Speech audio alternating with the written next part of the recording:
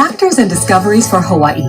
Doctors who train in Hawaii stay in Hawaii and practice with Aloha on Hilo on Sunrise and HiNowDaily.com. Sponsored by University Health Partners of Hawaii and the John A. Burns School of Medicine.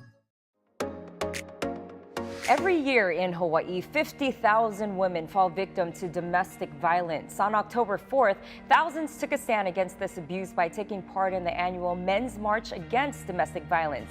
And here to tell us more are Dr. Hedges, Dean of the John A. Burns School of Medicine, and one of his students, Mark Guirguis. Aloha to you both. Thank you for being here. Our pleasure. Thank you. Yes, very important topic to talk about. Doctor, tell us why you are so involved in this. Well, thank you for asking.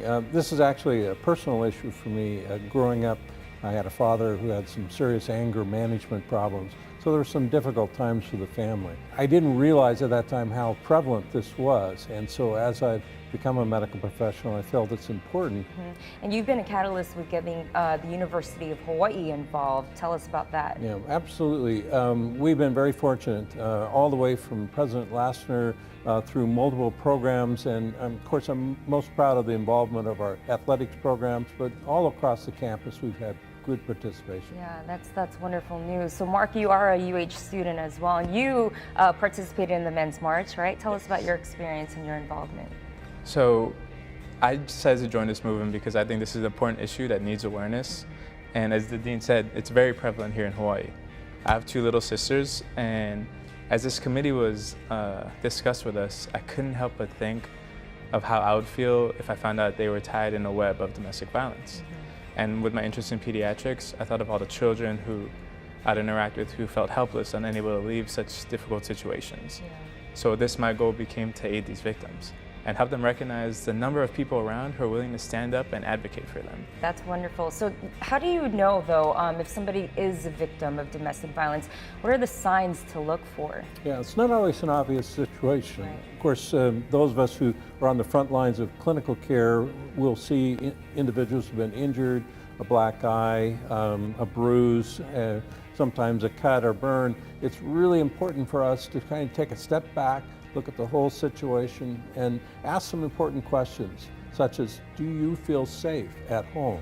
Is there an issue that we need to talk about? We should not forget that the healthcare providers are trained on working with those with domestic violence, working with social services to help do discrete referrals. It's something that our University Health Partners practice is very attuned to, whether it be our gynecologists and obstetricians or our folks working in internal medicine and family medicine. It's just something that we are very attuned to and are looking for. Yes. Well, thank you so much for joining us today. We'll have all this information posted on HiNowDaily.com. This segment is sponsored by John A. Burns School of Medicine.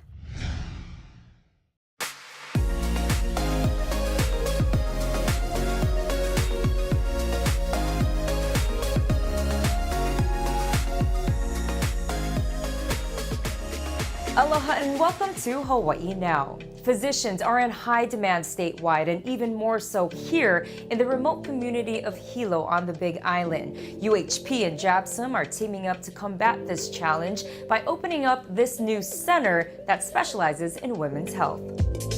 We have a lot of challenges being remotely located. Hilo suffers from a lack of physicians.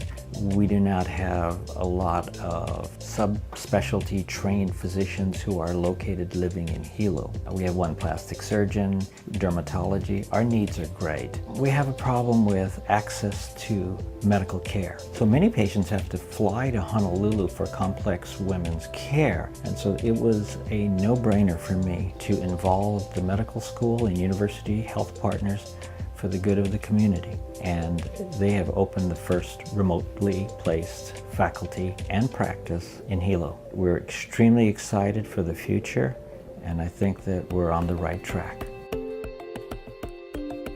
I was born in a very rural town in West Virginia, and that's where I spent the early years of my life. I attended medical school at a very small town in Rootstown, Ohio. It's geared towards training physicians to be rural health practitioners. And I was very excited when an opening for an OBGYN physician was posted in Hilo, because this allows me to live in Hawaii, which I have loved living in for the last 13 years, but also allows me to come back to my rural roots. I love seeing all scopes of patients. I have an interest in seeing women who are in the earliest stages of OBGYN care, teenagers that are just seeing OBGYNs for their first time, all the way, the next stage really of childbirth and pregnancy, and then progressing into adults, older adults, into menopause, osteoporosis, kind of a full scope of practice. I'm really excited about partnering with the university because we are able to bring the specialists, the subspecialists that provide care for these women in ways that I can't even provide myself. So urogynecology and high-risk obstetrics, being able to offer women that type of service is really exciting. From the very beginning when I met Dr. Uohara, his passion for his patients and what he's contributed to this community for almost 40 years is so evident. Now that I'm starting to see his patients and how thankful they are for the care he's provided, I'm excited about reintroducing prenatal care and pregnancy care and deliveries to this community, and so I think that's kind of a new thing that hasn't been here at this practice in a while, and so that's kind of one of the new interests that I have bringing to this practice. Sponsored by University Health Partners of Hawaii and the John A. Burns School of Medicine.